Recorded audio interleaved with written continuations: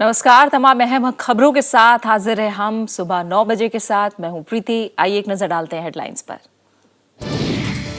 G20 बैठक में हिस्सा लेने प्रधानमंत्री पहुंचे ऑस्ट्रेलिया। काले धन और बेरोजगारी पर बात करेगा भारत। वैश्विक आर्थिक वृद्धि और निवेश मुख्य एजेंडा। उत्तर प्रदेश से राज्यसभा के लिए 10 उम्मीदवार निर्विरोध निर्वाचित। रक्षा मंत्री मनोहर पर्रिकर समेत समाजवादी पार्टी के 6, बीएसपी के 2 और कांग्रेस के 1 सदस्य। तख्तपुर परिवार नियोजन कांड में मरने वालों की संख्या बढ़कर 15। केंद्र ने दिया जांच में सहयोग का भरोसा। राज्य सरकार कराएगी न्यायिक जांच। देवेंद्र फडणवीस की अमित शाह से मुलाकात। विपक्षी पार्टियों ने तेज की बहुमत दोबारा साबित करने की मांग। कानूनी विकल्प तलाश रही है कांग्रेस। तो चौथे वनडे में भी भारत ने दी श्रीलंका को 153 रन से मात। रोहित शर्मा ने खेली 264 रनों की रिकॉर्ड पारी। वनडे में बनाए कई कीर्तिमान।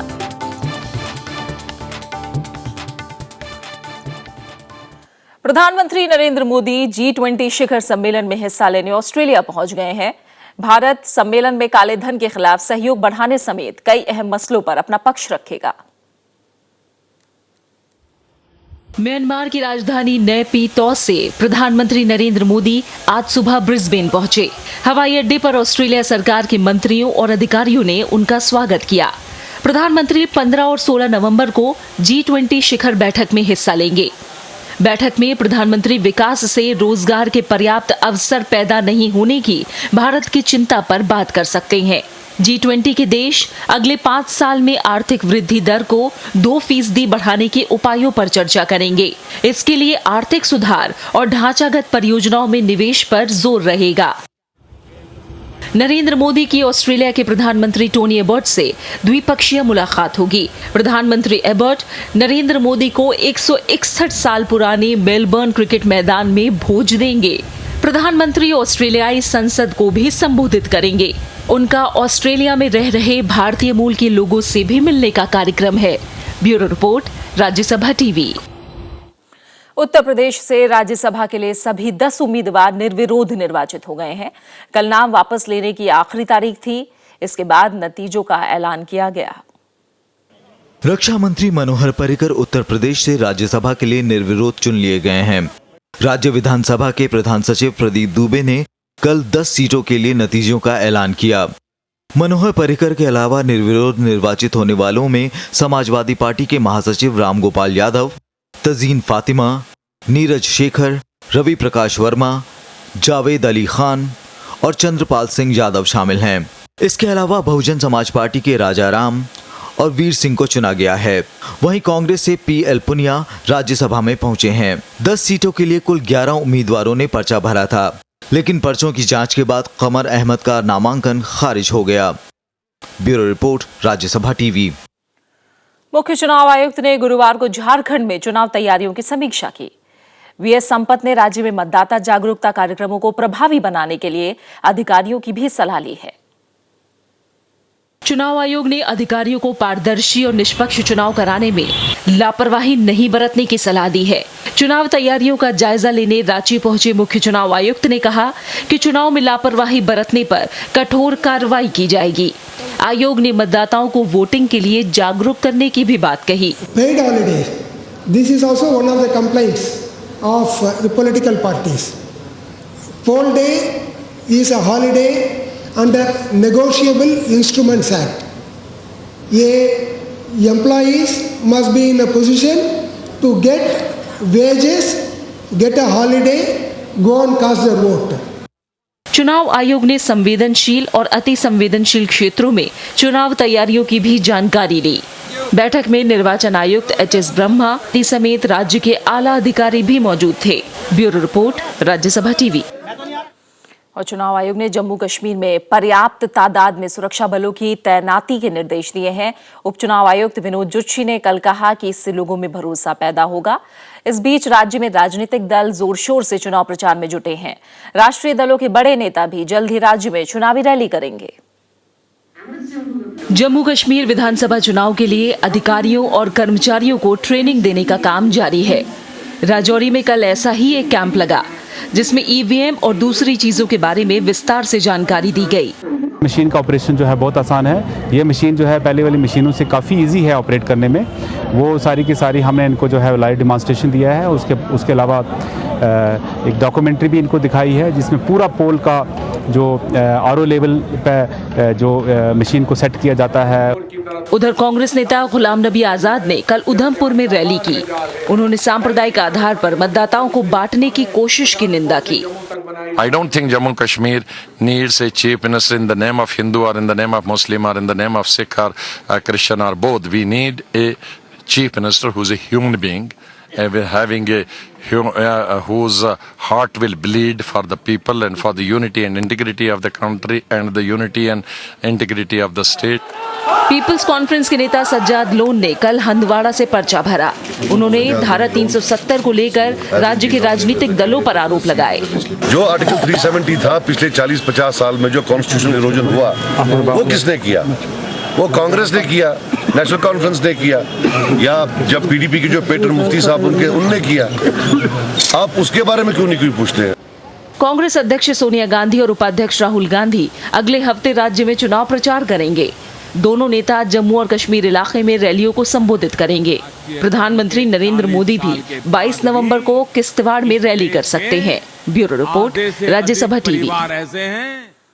जम्मू कश्मीर के माछिल में 4 साल पहले हुए फर्जी एनकाउंटर के मामले में सेना के 2 अधिकारियों समेत 5 फौजियों को उम्र कैद की सजा सुनाई गई है।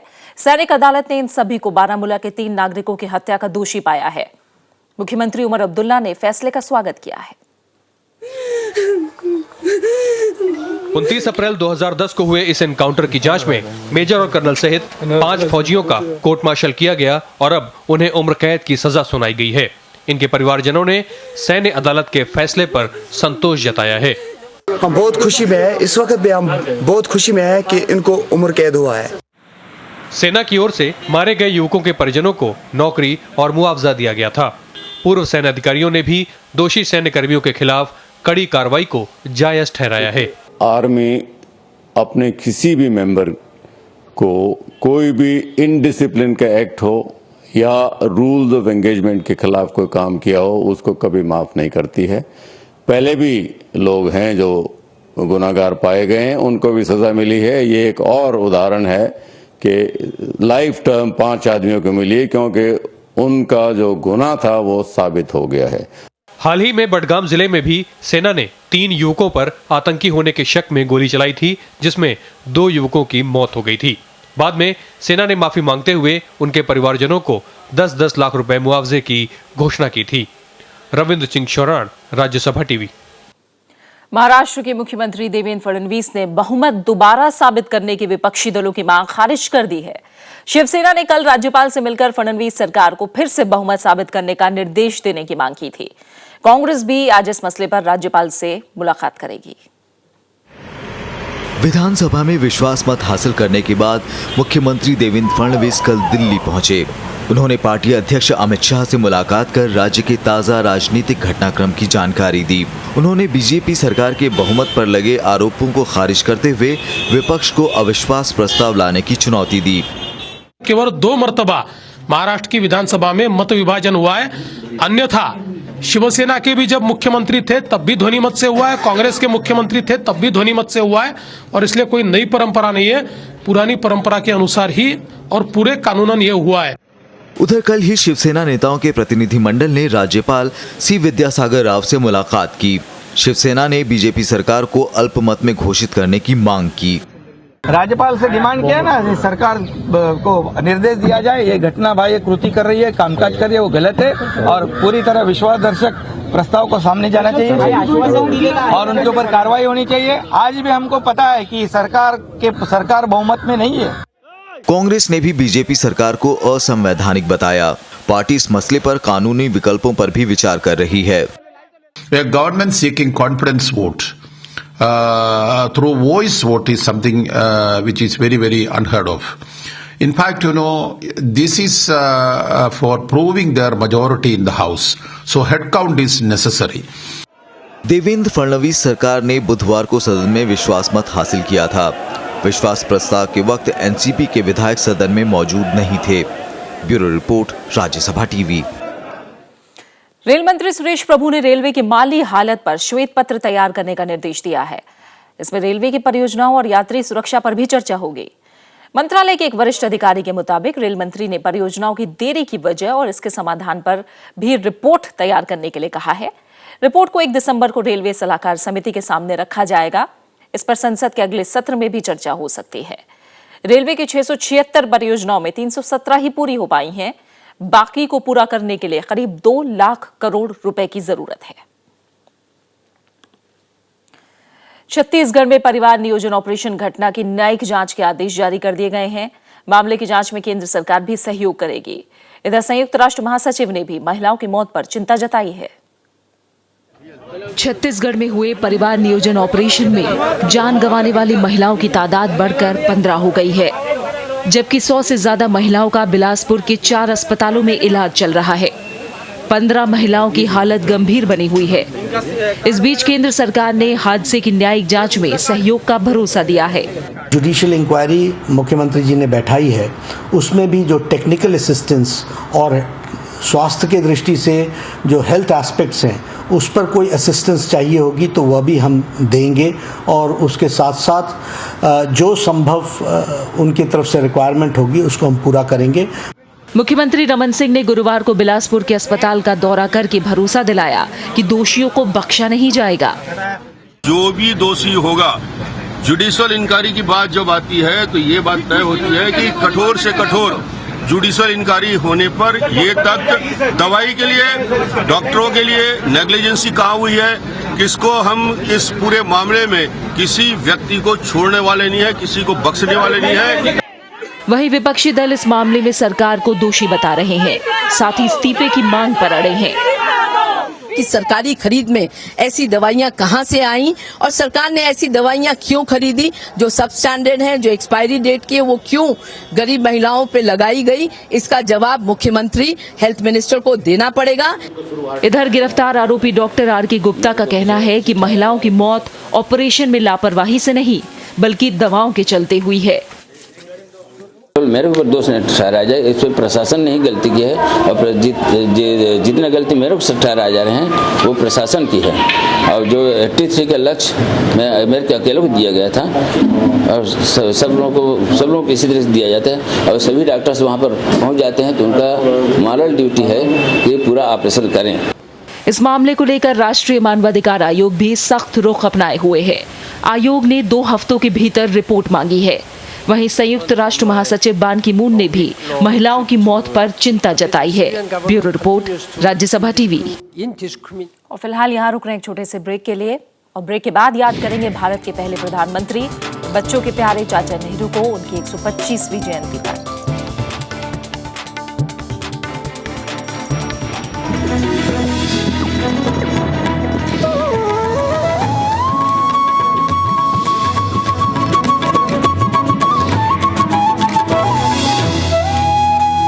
ब्रेक के बाद आपका स्वागत है। आइए बात करते हैं कुछ और अहम खबरों की। सुप्रीम कोर्ट ने बिहार और छत्तीसगढ़ सरकार को गुमशुदा 464 बच्चों को जल्द तलाशने का निर्देश दिया है। कोर्ट ने उन्हें महीने भर के भीतर इस बारे में रिपोर्ट पेश करने के लिए कहा है। गुमशुदा बच्चों की तलाश में नाकाम रहने पर मध्य प्रदेश के मुख्य सचिव को भी कोर्ट ने नोटिस जारी किया है। गुमशुदा बच्चों से जुड़ी याचिका पर सुनवाई करते हुए सुप्रीम कोर्ट ने सख्त रुख दिखाया है। मुख्य न्यायाधीश एच.एल. दत्तू की अध्यक्षता वाली खंडपीठ ने बिहार सरकार को गुमशुदा बच्चों को खोजने के लिए 3 हफ्तों का समय दिया है।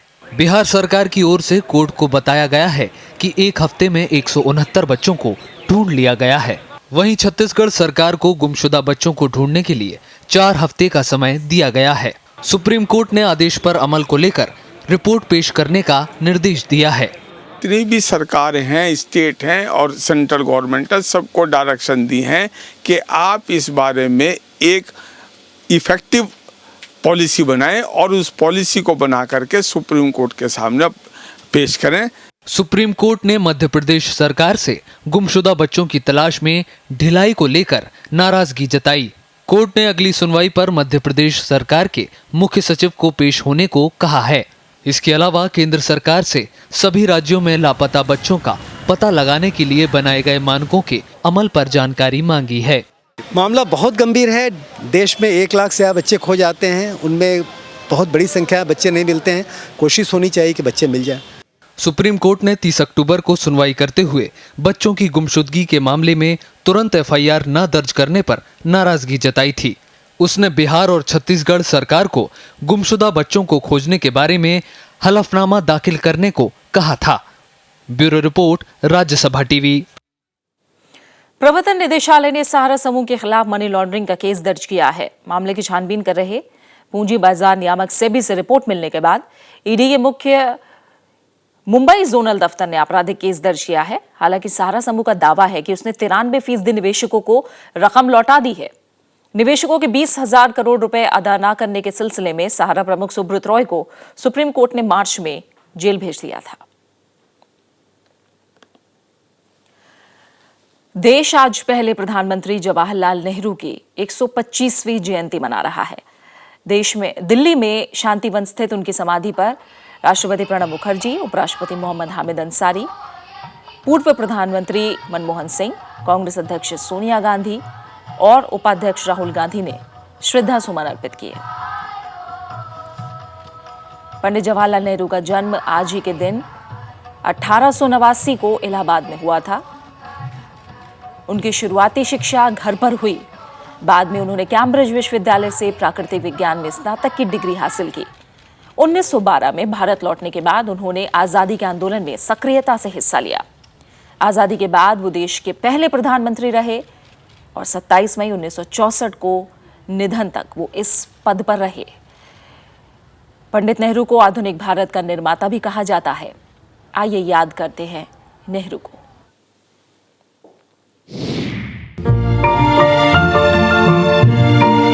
क्योंकि आजकल की दुनिया में कोई चारा नहीं, सिर्फ 2 रास्ते हैं, एक लड़ाई का और तबाही का और दूसरा अमन का और पंचशील का।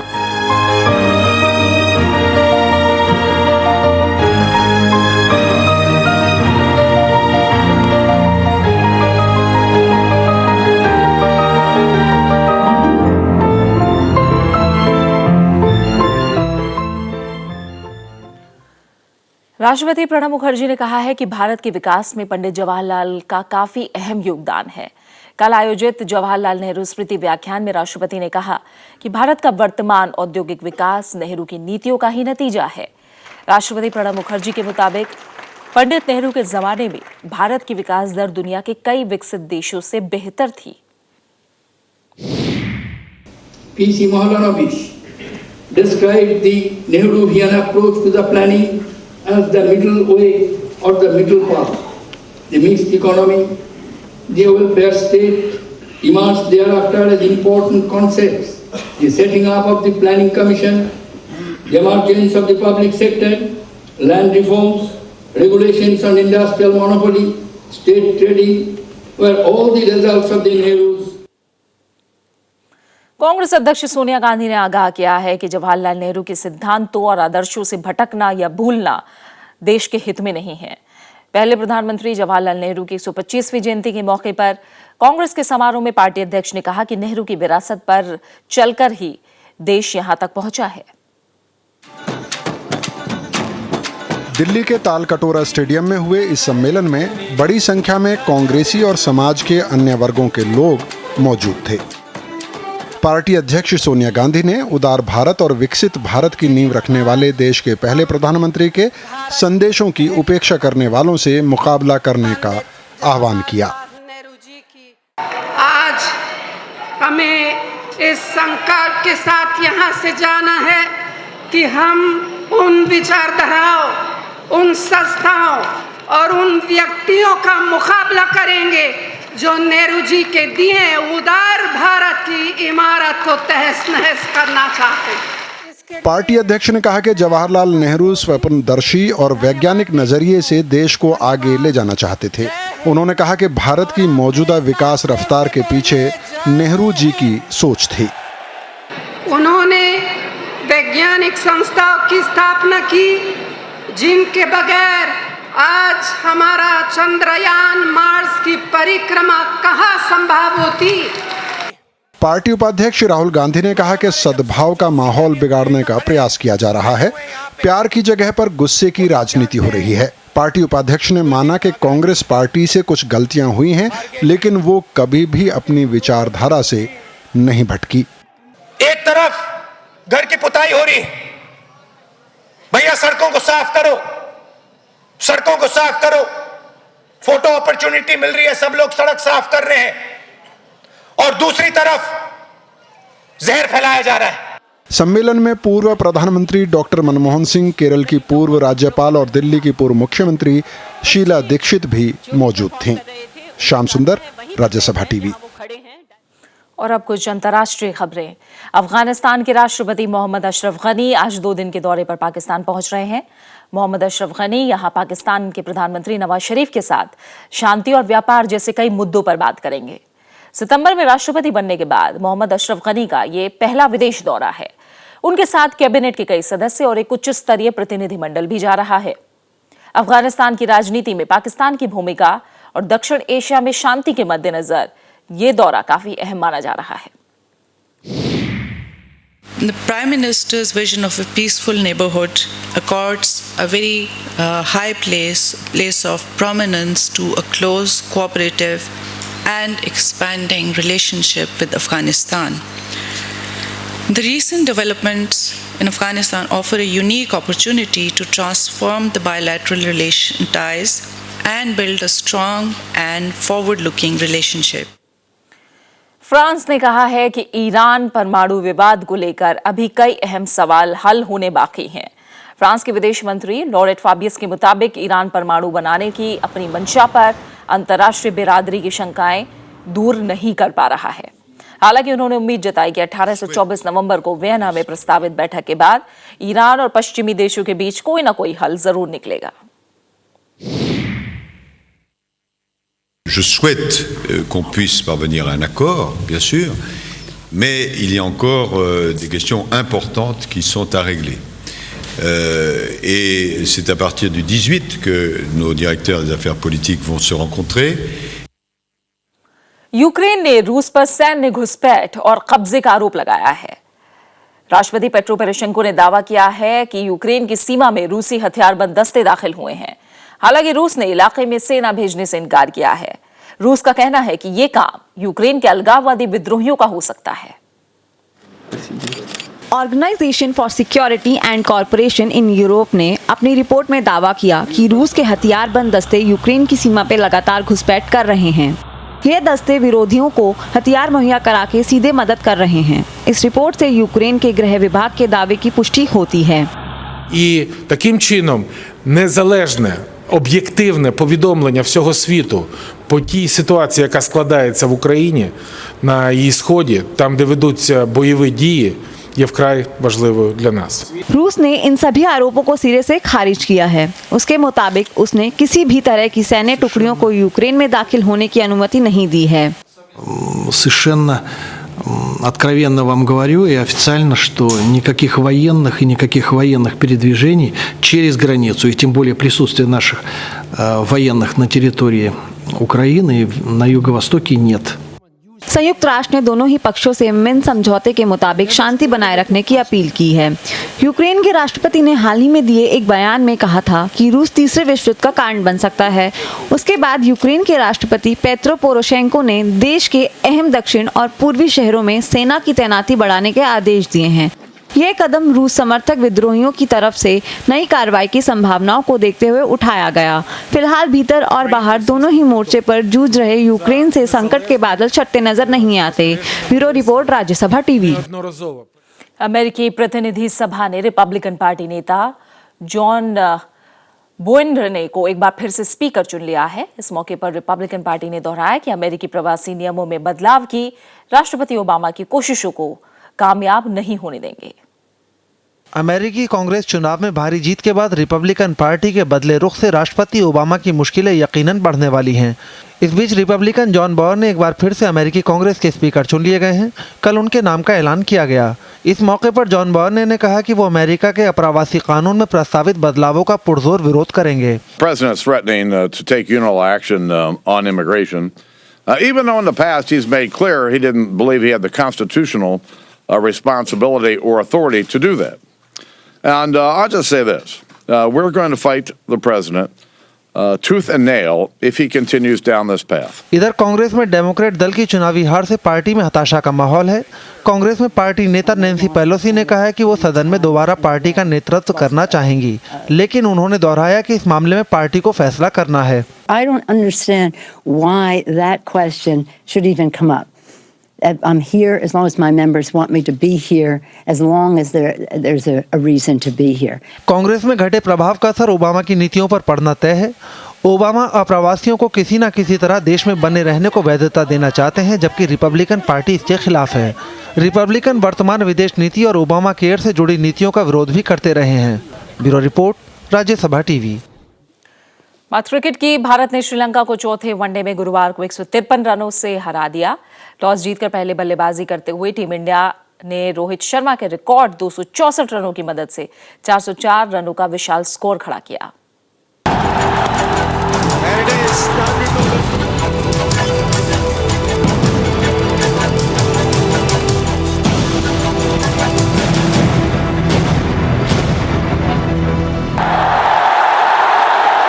कोलकाता में खेला गया भारत और श्रीलंका के बीच चौथा वनडे पूरी तरह रोहित शर्मा के नाम रहा। One-day internationals,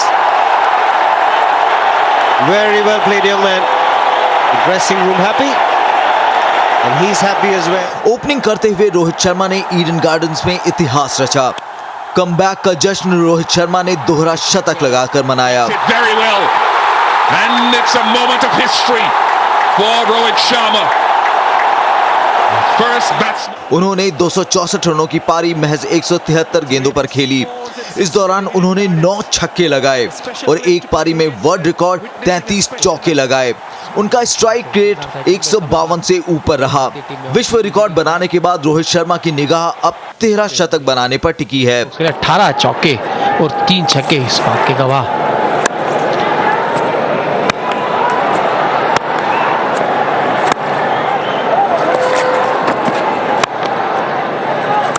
Cricketers all over the world, cricketers from England, they reckon 300 is next for you. I will try my best to get there, but yes, as of now, I will take 264. Shot खेला था, पहले लग रहा था कि शायद ये। कप्तान विराट कोहली 66 रन बनाकर आउट हुए और ये लगता है कि विराट कोहली ने जो ब्रेक लगाया वही उनकी आउट का कारण बना। जी हाँ, सही कहा आपने मनोज। श्रीलंका की पूरी टीम भारत के 404 रनों का पीछा करते हुए 43 ओवर और एक गेंद पर 251 रन बनाकर ढेर हो गई। This was a much better delivery. Pereira trying to run the ball away, third man, and then again the ball going up in the air. The batting power play is still on. यानी पूरी team Rohit Sharma के विशाल score तक भी नहीं पहुंच सकी। श्रीलंका की तरफ से एंजेलो मैथ्यूज ने 75 और लेहरू तिरिमाने ने 59 रन बनाए। जानते हैं कि लक्ष्य बहुत ही दूर है, थोड़ी जल्दबाजी करनी होगी, डायरेक्ट हिट करीब। इससे पहले नवंबर 2013 में रोहित ने ऑस्ट्रेलिया के खिलाफ 209 रन की पारी खेली थी। वनडे मैच में 2 दोहरे शतक लगाने वाले रोहित शर्मा दुनिया के एकमात्र खिलाड़ी हैं। Bureau report, Rajya Sabha TV. और इसी के साथ फिलहाल इस बुलेटिन में इतना ही। जाते जाते एक नजर हेडलाइंस पर। G20 बैठक में हिस्सा लेने प्रधानमंत्री पहुंचे ऑस्ट्रेलिया। काले धन और बेरोजगारी पर बात करेगा भारत। वैश्विक आर्थिक वृद्धि और निवेश मुख्य एजेंडा। उत्तर प्रदेश से राज्यसभा के लिए 10 उम्मीदवार निर्विरोध निर्वाचित। रक्षा मंत्री मनोहर पारिकर समेत समाजवादी पार्टी के 6, बीएसपी के 2 और कांग्रेस के 1 सदस्य। तख्तपुर परिवार नियोजन कांड में मरने वालों की संख्या बढ़कर 15। केंद्र ने दिया जांच में सहयोग का भरोसा। राज्य सरकार कराएगी न्यायिक जांच। देवेंद्र फडणवीस की अमित शाह से मुलाकात। विपक्षी पार्टियों ने तेज की बहुमत दोबारा साबित करने की मांग। कानूनी विकल्प तलाश रही है कांग्रेस। और चौथे वनडे में भी भारत ने दी श्रीलंका को 153 रन से मात। रोहित शर्मा ने खेली 264 रनों की रिकॉर्ड पारी। वनडे में बनाए कई कीर्तिमान।